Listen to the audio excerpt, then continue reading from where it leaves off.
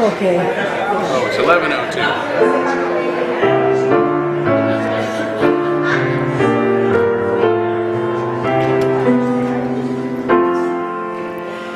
Here we have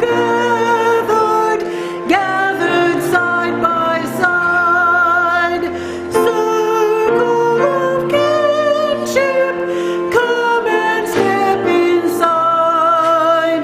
May all who seek here find a kindly word. May all who speak here feel they have been heard. Sing now together this our heart's own song. Here we have gathered, called to celebrate days of our lifetime, matters small and great. We of all ages, women, children, men, infants and sages, living what we can. Sing now together this our heart's own song. Life has its battles, sorrows and regret, but in the shadows let us not forget. We who now gather know each other's pain. Kindness can heal us, as we give we gain. Sing now in friendship this our heart's own song.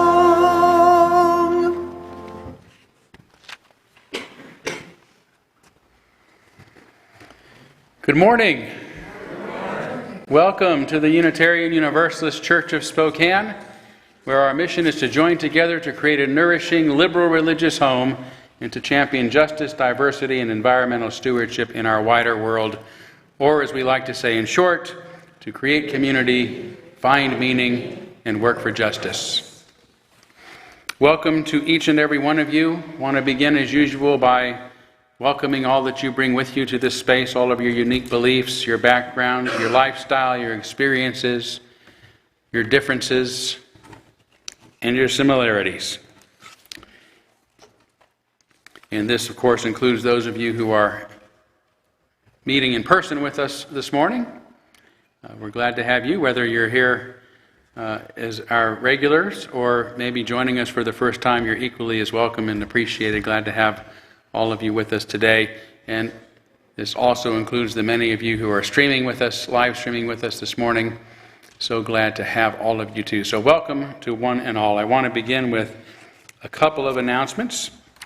One, a reminder that next Sunday after our second service, our 11 o'clock service, we are having a fall harvest dessert potluck.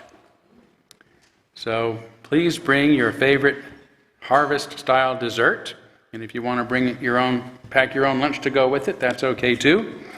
That'll be happening here following our second service. For those of you who are streaming with us, I'm sorry that we have not yet been able to digitize dessert and send it your way, but I do hope that you will have something sweet just this once to spoil yourself in solidarity with our harvest dessert potluck. Also next week, our guest speaker is going to be Carmen Pacheco-Jones, who will speak to us about bringing communities from crisis to thriving. Given that she has spent her teenage years in the foster care system, and today is the founder and executive director of Health and Justice Recovery Alliance, is an equity strategist consultant for Empire Health Foundation, a co-chair of the Washington State Reentry Council, and the board vice president of the Northwest Justice Project. Carmen will have a lot of wisdom and experience to share.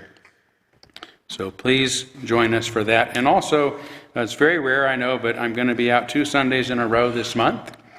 So October 30th, I will not be in the pulpit either, but we are going to have one of our Why I Am UU services, which are always wonderful, where we have 3 of our members come up during the sermon time and share why they're part of this congregation, why they're Unitarian Universalist.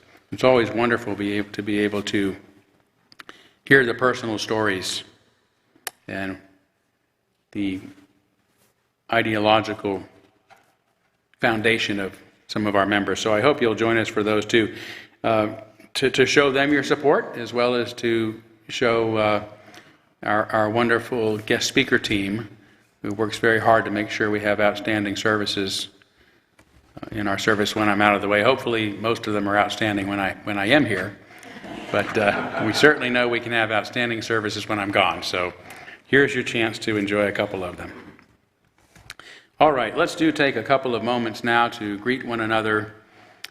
Say hi to those that you look forward to seeing each Sunday. Make some new friends today if there's somebody here you're not familiar with. And if you are joining us for the first time, please try not to be too shy, because we're very glad that you're here.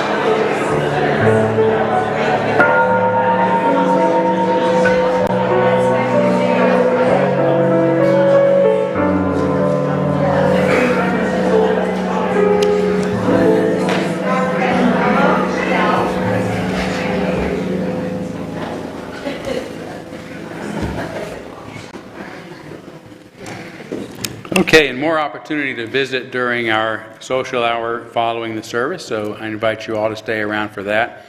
By the way, I should welcome Dixie Marshall, who is our guest pianist today.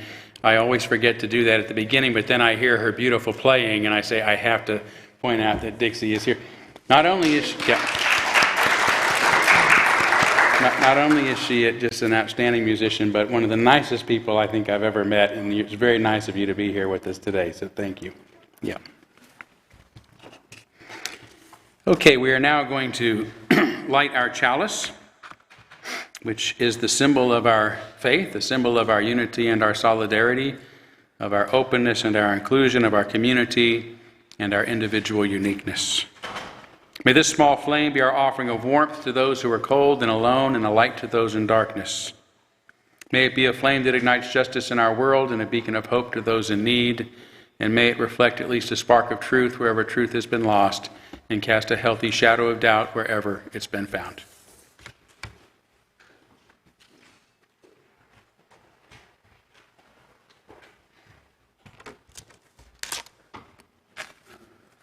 Knowing the truth is not about finding it. To discover the truth, one has to recognize it. Recognizing truth requires realizing wisdom, which means a blend of experience, knowledge, and good judgment about the subject, and has utmost importance. This is from the Prasein Jain Academy.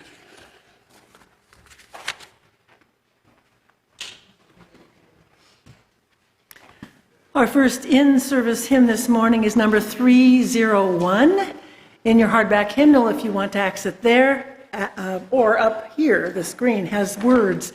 It is "Touch the Earth, Reach the Sky." Please stand as you're willing and able to sing it with me.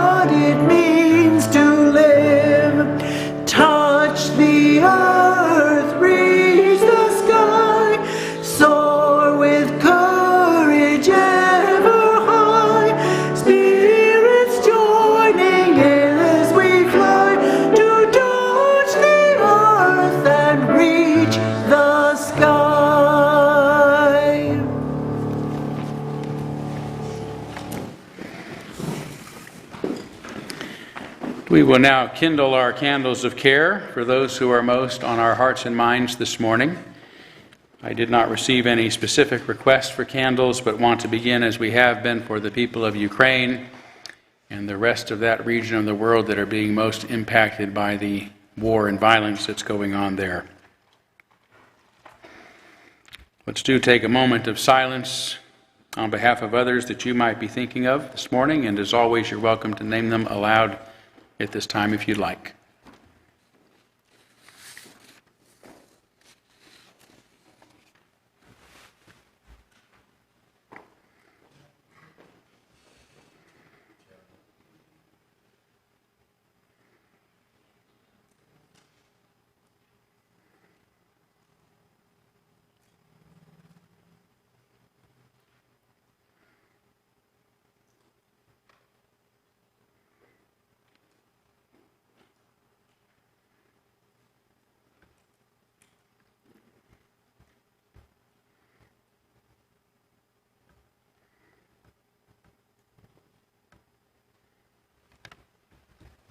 Those named aloud and those embraced in our silence, and all those who are suffering in our world at this hour, we hold in our community with compassion.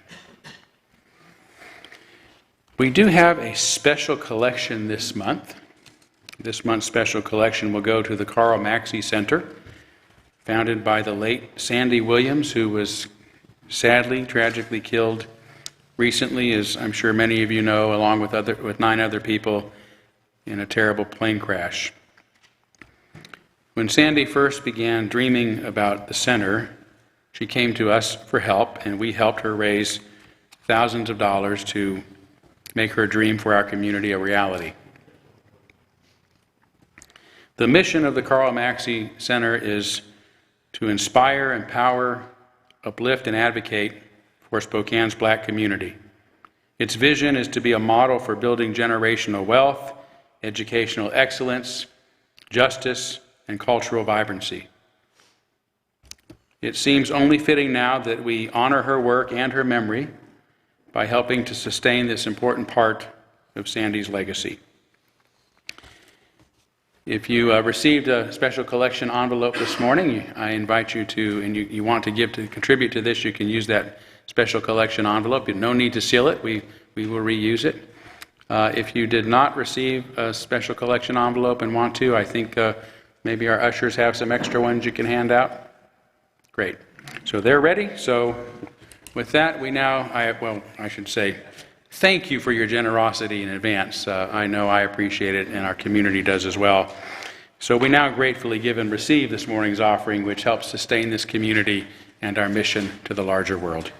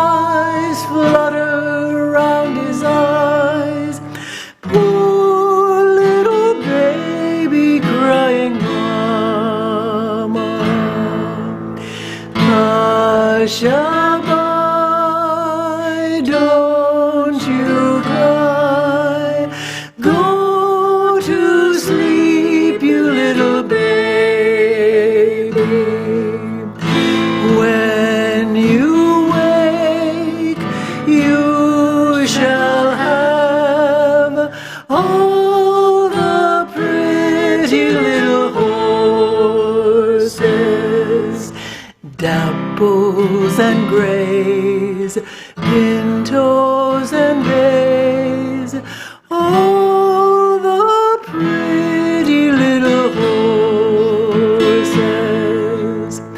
Hush-a-bye, don't you cry, go to sleep, you little baby.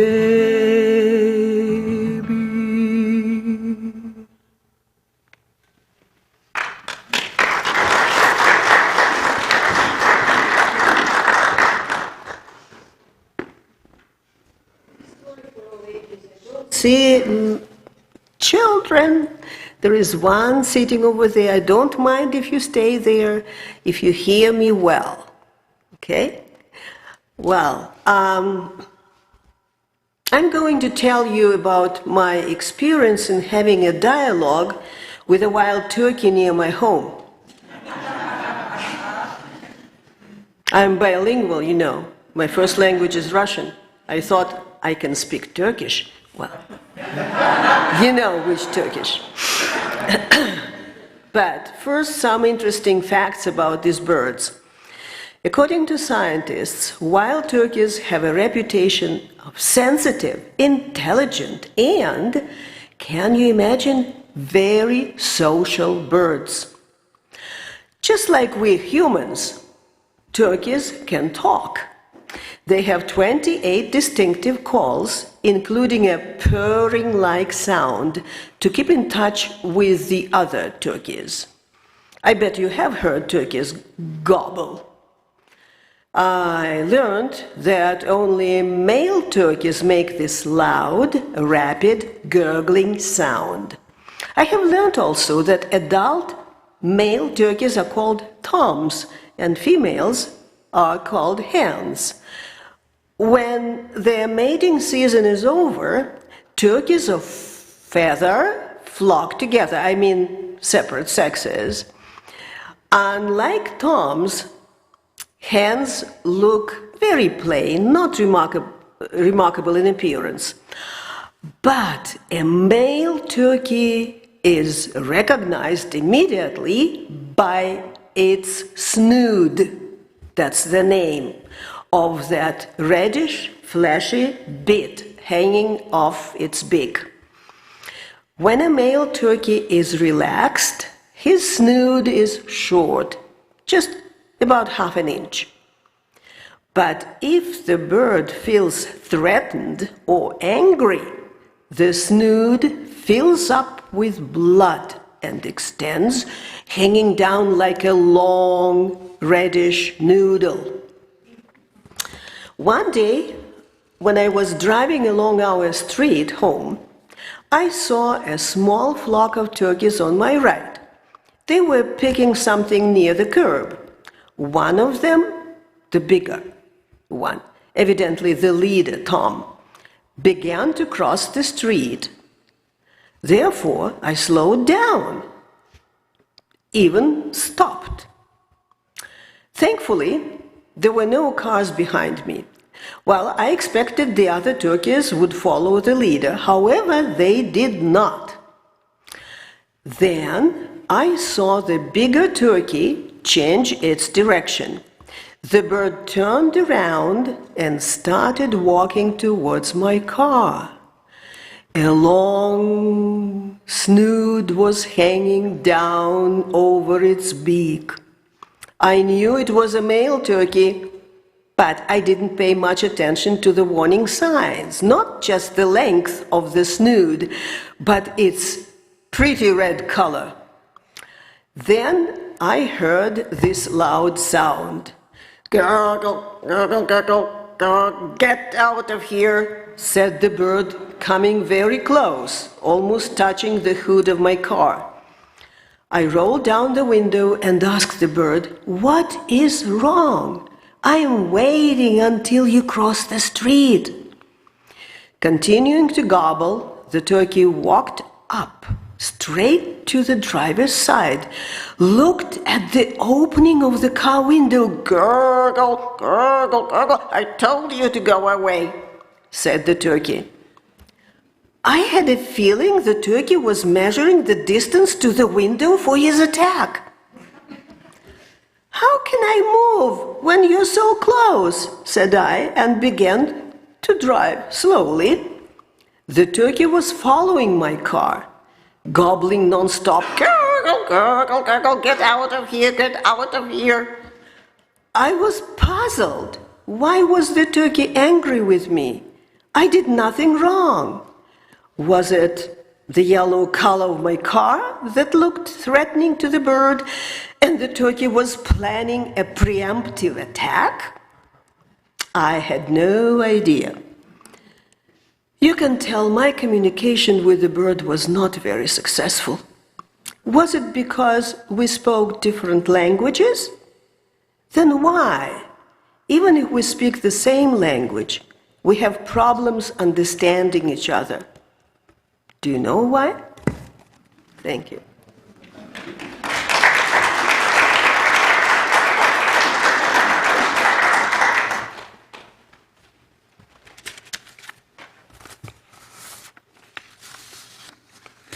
The meditation today is from Jack Kornfield. Buddhist monks begin each day with a chant of gratitude for the blessings of their life. Native American elders begin each ceremony with grateful prayers to Mother Earth and Father Sky, to the four directions, to the animal, plant, and mineral brothers and sisters who share our earth and support our life. In Tibet, the monks and nuns even offer prayers of gratitude for the suffering they have been given. You are invited to reflect on all the people and things you are grateful for.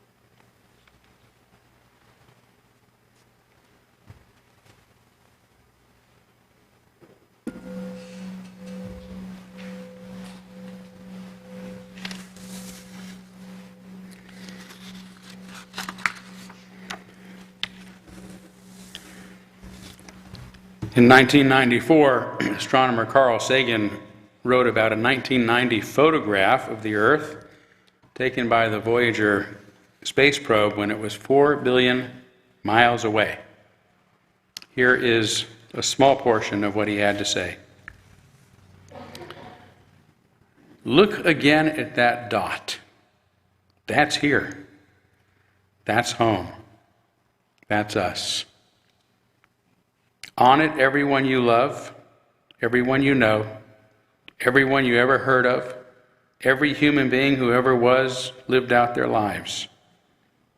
The aggregate of our joy and suffering, thousands of confident religions, ideologies, and economic doctrines, every hunter and forager, every hero and coward, every creator and destroyer of civilization, every king and peasant, every young couple in love, every mother and father, hopeful child, inventor and explorer, every teacher of morals, every corrupt politician, every superstar, every supreme leader, every saint and sinner in the history of our species lived there, on a mote of dust suspended in a sunbeam.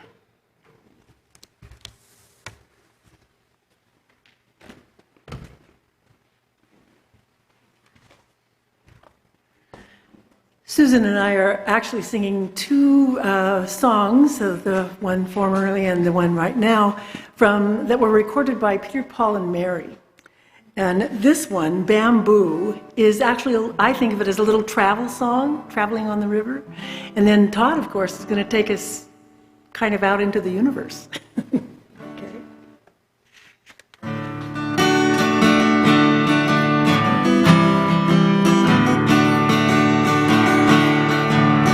Take a stick of bamboo, you take a stick of bamboo, you take a stick of bamboo, you throw it on the water.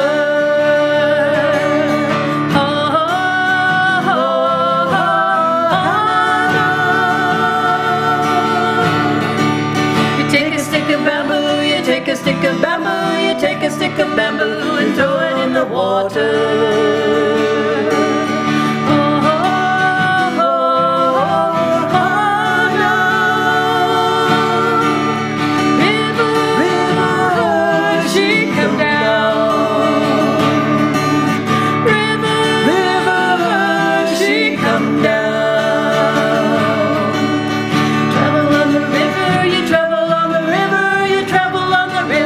Travel on the water. You travel on the river, you travel on the river, you travel on the river, you travel on the water. Oh, oh, oh, oh, no.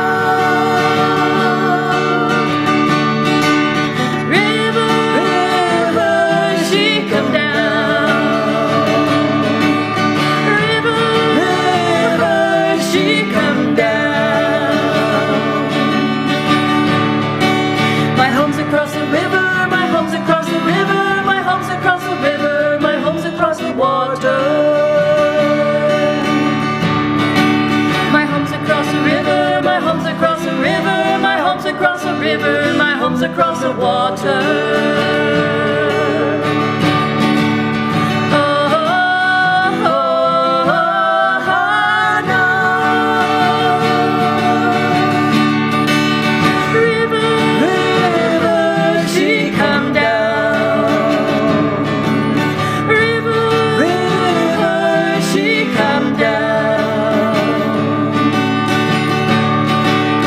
Take a stick of bamboo, you take a stick of bamboo, you take a stick of bamboo, you throw it in the water. Water, water, water, water, water.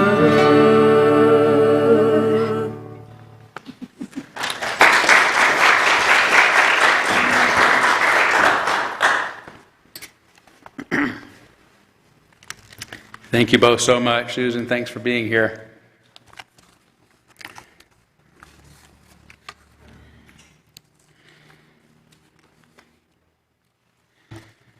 The vastness of the universe is not possible for us to fully appreciate or imagine. Each one of us is about 1 billion times bigger than an atom, which makes us sound huge. But the earth we're on is about 1 billion times bigger than each one of us. Big as that seems, it would take nearly 1.4 million Earths to fill the star we call the sun. On a clear night, we can see about 8,000 other stars, only those that are closest to us, which amount to only about 0.0000004% of the estimated 200 billion stars in our relatively small galaxy. But even those closest to us are so far away that we're seeing them as they were long before we were born. Look up at the Big Dipper tonight, and you will see light that took as much as 150 years to reach your retina. Traveling at the speed of light, 180,000 miles per second, it would take about 100,000 years to cross the Milky Way's galaxy that's containing all those stars, which is relatively small, again, compared to other galaxies. It would take 220,000 years to cross Andromeda for existence, our nearest galactic neighbor, so long as you don't mind the additional 2.5 million year trip traveling at light speed it would take to get there in the first place.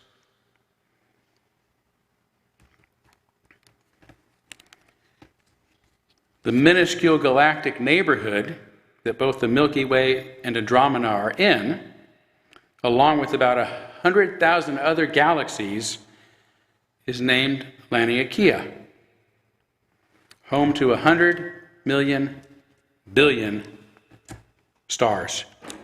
Yet Laniakea, the Hawaiian word for immeasurable heaven, is only one supercluster of galaxies in the known universe.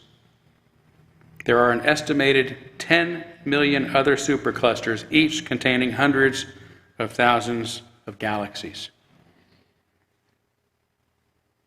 And the known universe refers only to what we have been able to detect of it so far, based upon the roughly 13.7 billion year background radiation left over from the Big Bang. Since the radiation is in all directions around us, seemingly putting us at the center of the known universe, it would take us twice that much, 27.4 billion years, to cross it, traveling at light speed. If that is, you had a vessel fast enough to cross the Earth's diameter 22 times before you can say 1001, it would take you more than 27 billion years to cross the length of the known universe. In other words, we are mostly not here.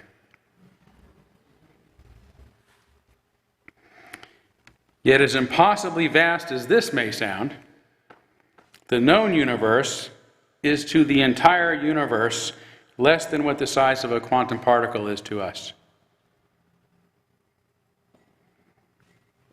To say that the universe is very big, or even very, very, very big, is a gross understatement.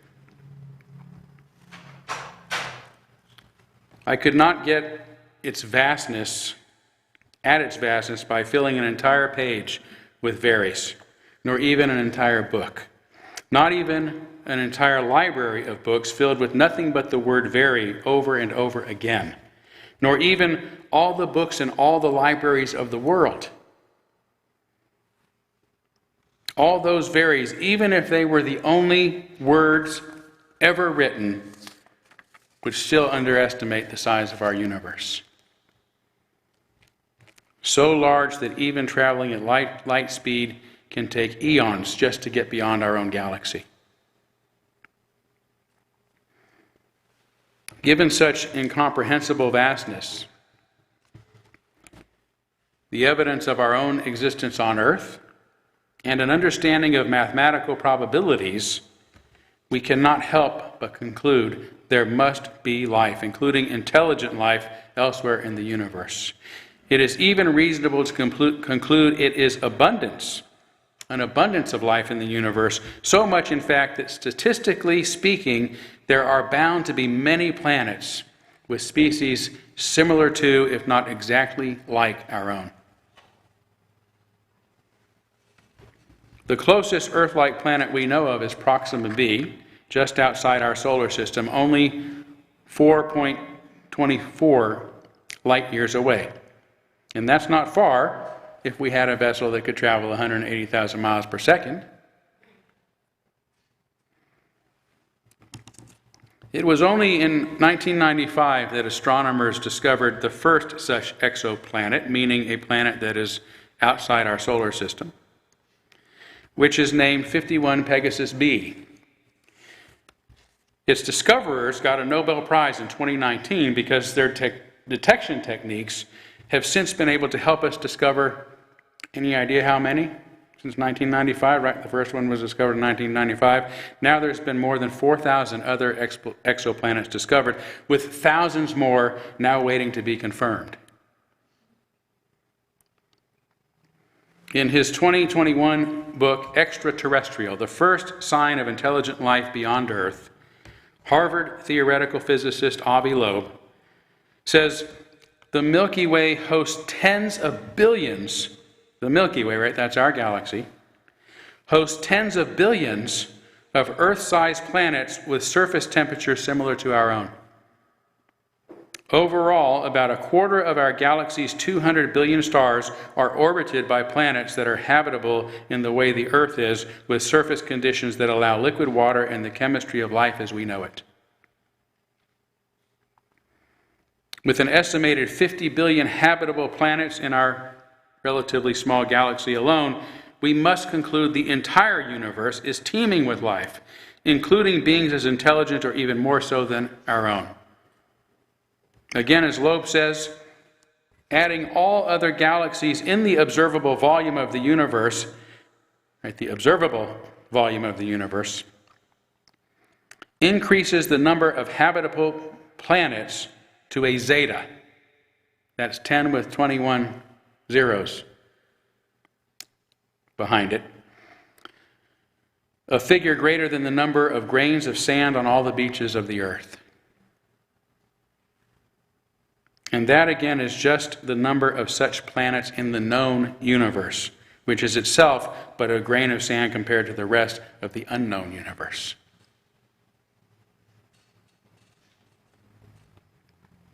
Despite the object being, let me back up.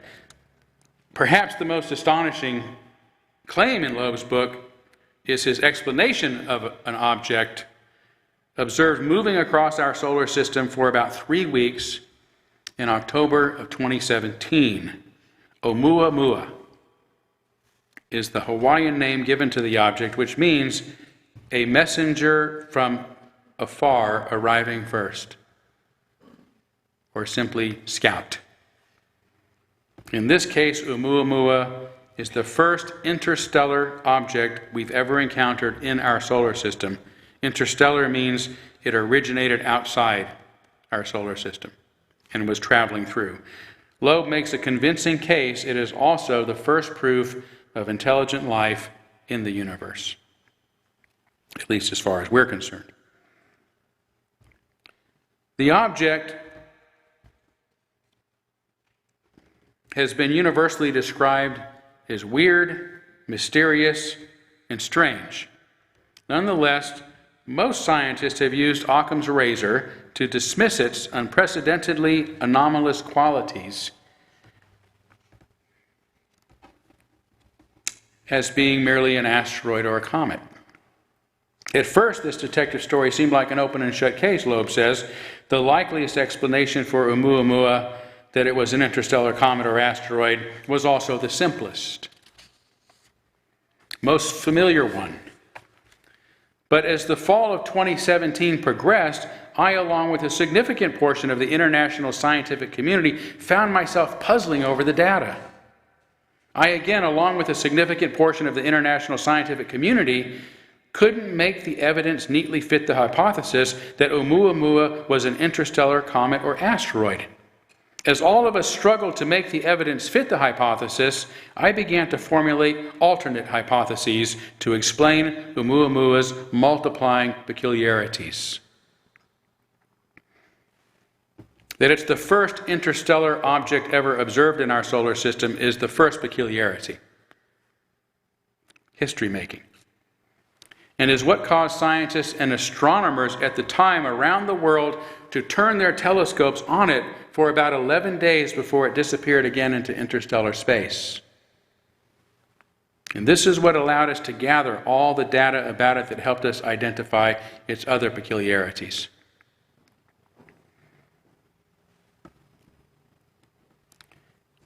Take the way Oumuamua reflected sunlight, for example. The data proves the strange visitor had an extreme shape that was at least about 5 to 10 times longer than it was wide.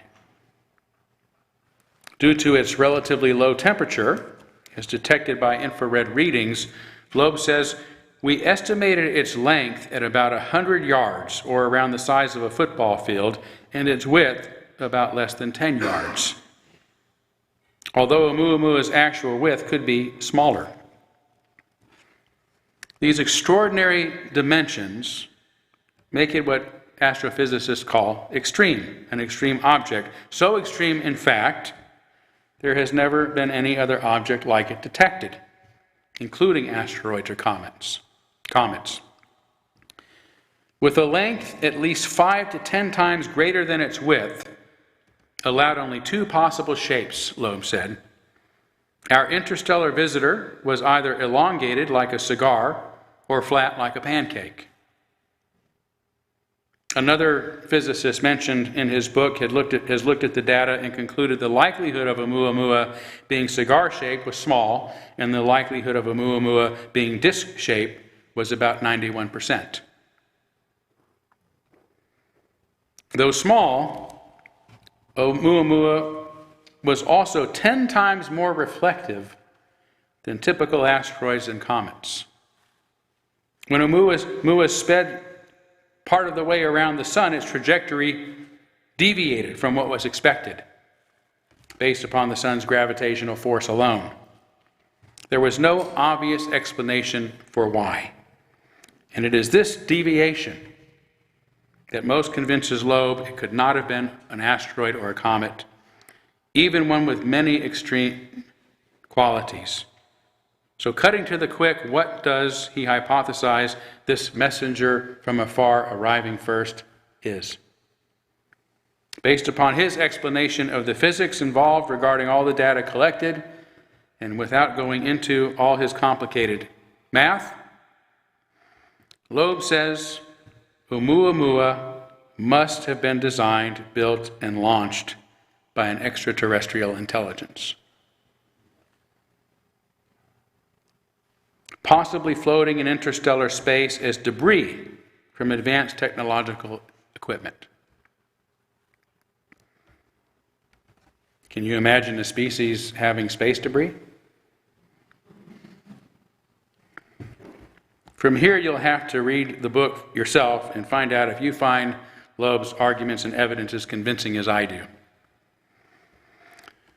The point in all I've said so far is really meant to open us not merely to the possibility of intelligent life elsewhere in the universe, but to the almost certain likelihood of it. And if Loeb is right, to our own inevitable discovery of encounter with it. There are many forms of intelligent life on Earth. Almost every creature on it demonstrates some intelligence, including turkeys, as we've heard earlier. So to be clear, when I refer to intelligent life in the universe, I mean that which might be comparable to human intelligence or hopefully smarter, with a strong degree of self-awareness and the ability to extend one's powers through the use of tools and technology.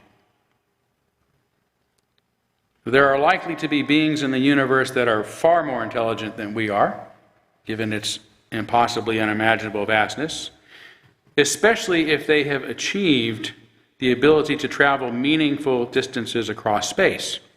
We have already established the universe is too vast for any species to travel through it, even at the speed of light, without taking eons to get anywhere. If there are intelligent beings in Andromeda, for example, our nearest galactic neighbor, who have developed vessels that can travel at 180,000 miles per second, light speed, it would again take them 2.5 million years to visit Earth.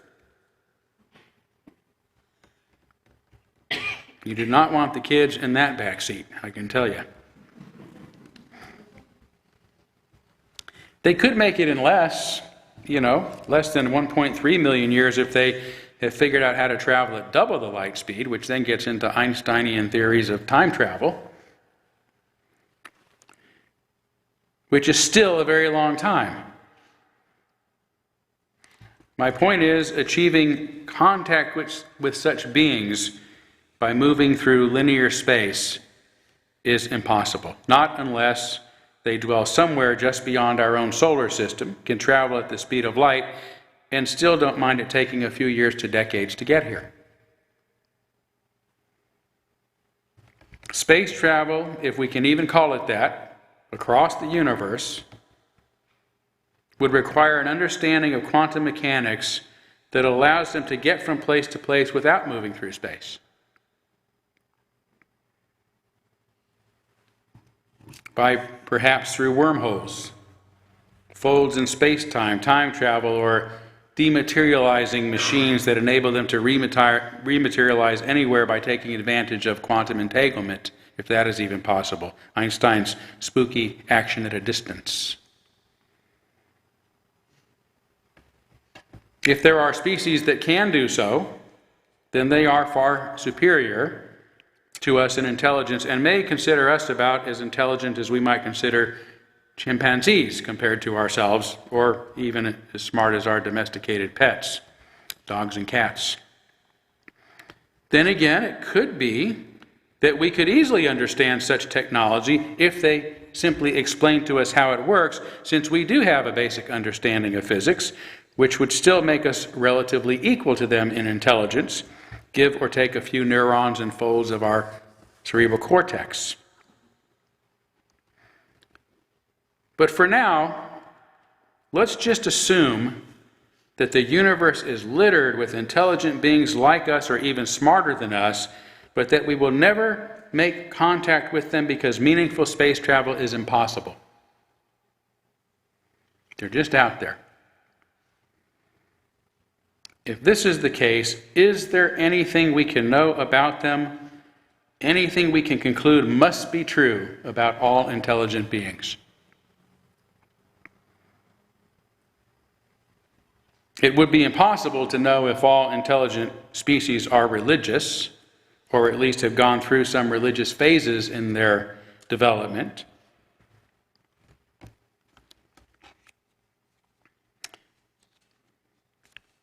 If we have, then certainly some of them have, even if some have not. But we can be sure that none of them have ever heard of Christianity or Islam or Judaism or Buddhism or any of the other religions that so many of us have been willing to kill or die for, or feel certain hold the key to ultimate truth. They never heard of those religions. There probably wouldn't be any Republican or Democrat aliens, I would imagine, even if some of them do engage in their own kinds of politics. We can't even know if all intelligent beings have feelings. It's likely they all have bodies of some kind, but do they share the same primary emotions that we have? Joy and anger and sadness and fear and disgust and surprise. Some probably do, but some may not. Some cold-blooded aliens may have developed large cerebral cortexes without ever having developed much of a limbic system, the mammalian part of the brain.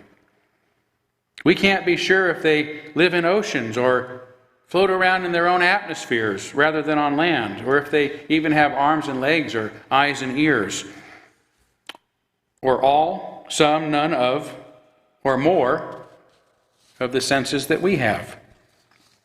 If the universe is littered with intelligent beings, there are probably some a lot like us and some that are too different for us to imagine. But what we must share in common in order to be intelligent is an understanding of certain universal truths. All other intelligent beings that are at least as smart as us and can extend and augment their abilities through the use of tools and technology must understand complex math, science, physics, logic, and probably music. Even if the latter is experienced quite differently than we experience it, perhaps they experience music through touch, or through light fluctuations, or elegant thoughts. Maybe some aliens smell music. However they experience it, given the relationship between math and music, and the necessity for all intelligent beings to understand math, it seems likely that music is also a near universal experience.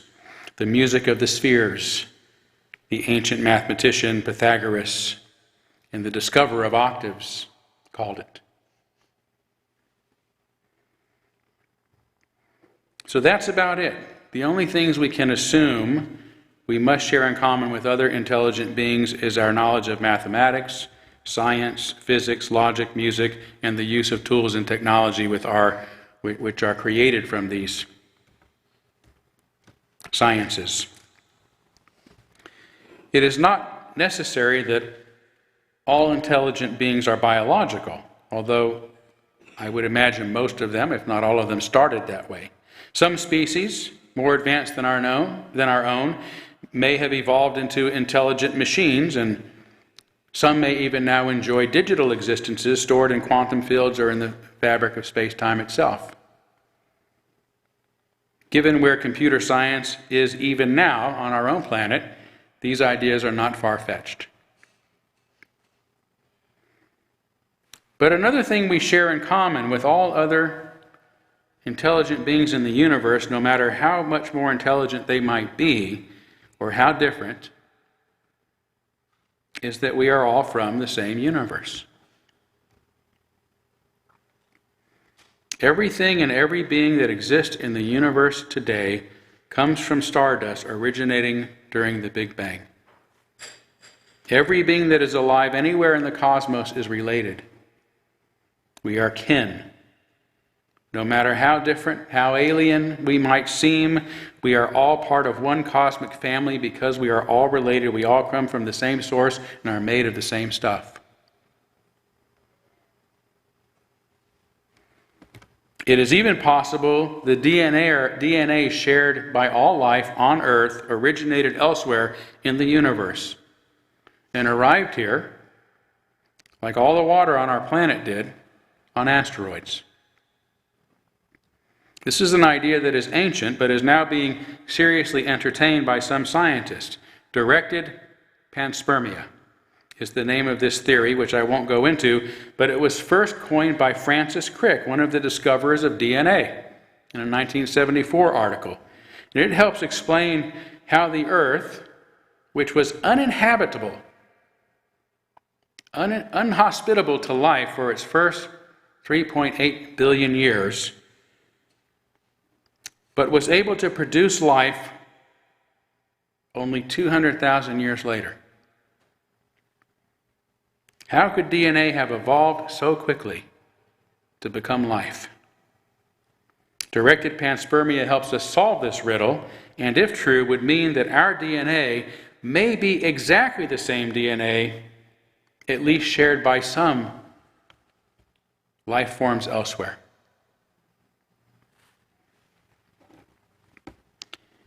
And here's the real point of all of this. If we are but one intelligent species among many, at home, alone, on our very own pale blue dot, as Carl Sagan called it, a mote of dust suspended in a sunbeam,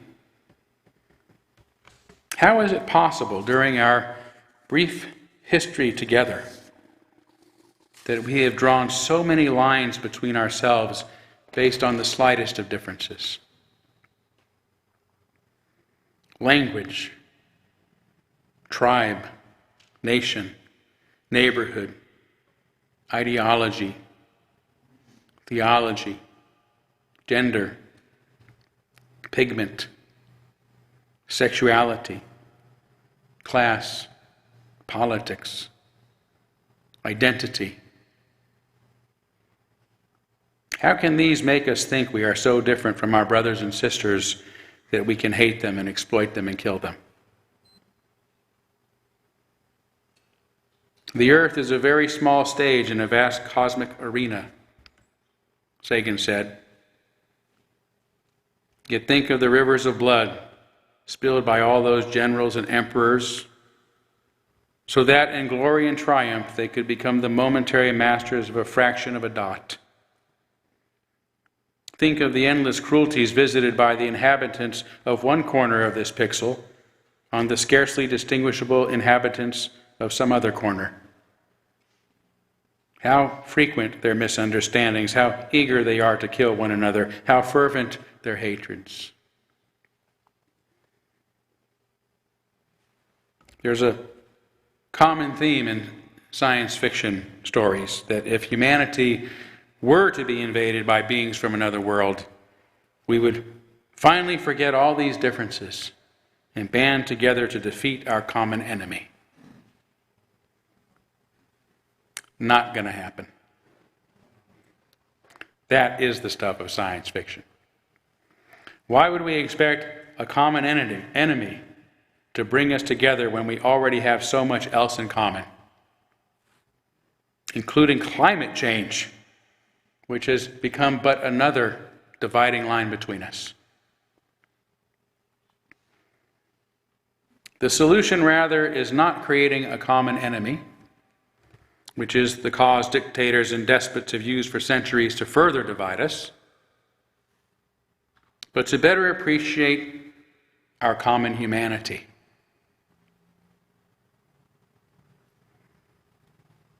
We must fulfill and further Dr. King's dream that one day little black boys and girls will be holding hands with little white boys and girls. Today we must dream even bigger, to also include little gay boys and girls, little Russian and Ukrainian boys and girls, little wealthy and homeless boys and girls, little Texan and Mexican boys and girls, little liberal and conservative boys and girls.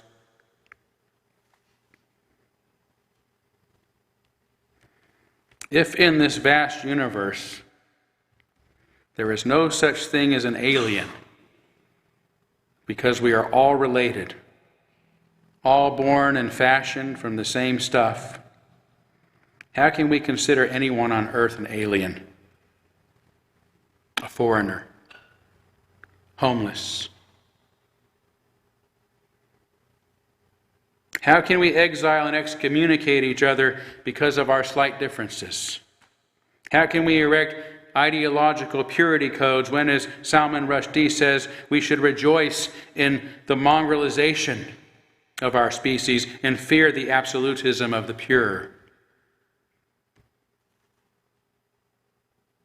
How can we keep singing our national anthems in My Country 'Tis a These when we should be singing Come, Come, Whoever You Are? This land is my land. This land is your land. This land was made for you and me. This world is my world. This world is your world. This world was made for you and me. There is perhaps no better demonstration of the folly of human conceits than this distant image of our tiny world, Sagan said. To me, it underscores our responsibility to deal more kindly with one another, to preserve and cherish the pale blue dot, the only home we have ever known. Thank you.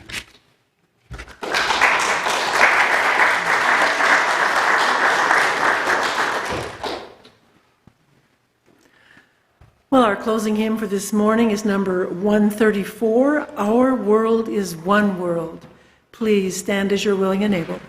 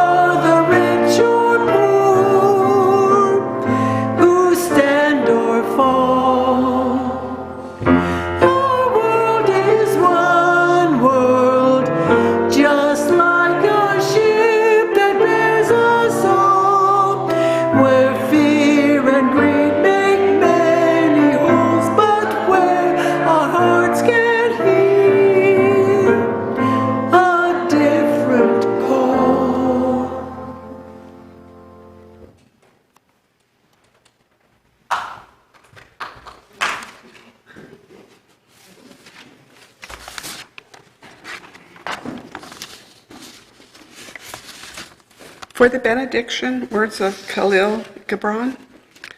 The teacher who is indeed wise does not bid you enter the house of his wisdom, but rather leads you to the threshold of your own mind. Amen. Blessed be. Salam alaikum and shalom.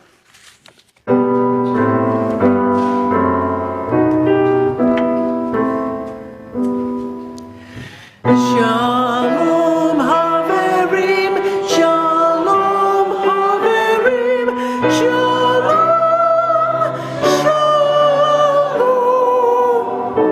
Shalom Haverim, Shalom Haverim, Shalom, Shalom.